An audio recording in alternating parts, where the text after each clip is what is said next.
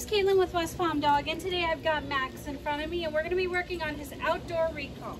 Now, as you can see, we've gone from doing a cookie toss recall to moving outside. Now, outside has a bunch of huge distractions for Max. You know, there's some grass over here, we got the pool running, we have dogs on the other side of this fence. There's a lot of high-value distractions. So that's why we're starting in the enclosed area, and we're going to practice recall. So what I'm going to do, Max, hey, come. Yes. And we're just going to work on having us recall. So I don't even need to throw a treat. He's immediately getting distracted by something else and wandering off camera. So I'm just going to back up and call him up again. Max, come. Yes. So what I did there was that I did not repeat Max's name. The goal here is that we want to be the most valuable thing in this area, and because we've been already proofing that word from the beginning, the word for recall, which is come, it makes it a lot easier to call him in an enclosed environment. But as we raise distractions and distance, it will get harder.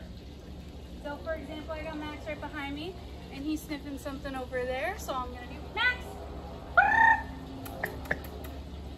Now, if this is a case where there's too high value of a distraction, there's something there that is too high value for Max. So at this point, I'm going to use my judgment and go ahead and grab the leash. Hey. Or I will take a treat and lure him back to me. Come. Yes. It is completely okay for Max to be wandering off in this setting, because the reality is that there's so many high value distractions. He may not come every single time, but that's why we slowly work to building up to these distractions, so that one day we'll be able to call him back with no problems in this situation. So I'm going to let him wander off one more time, and then I'm going to call him back. Max, come. Yes.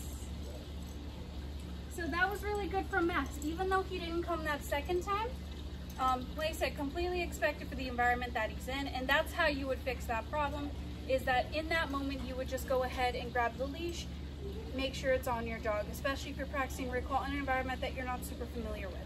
It is always best to grab the leash and try again later than to have to chase him without a leash. But he did really good. I like how his focus the first and third times was straight to me, and even if he failed the second time, there's ways that we can improve that, and I think he's doing really good.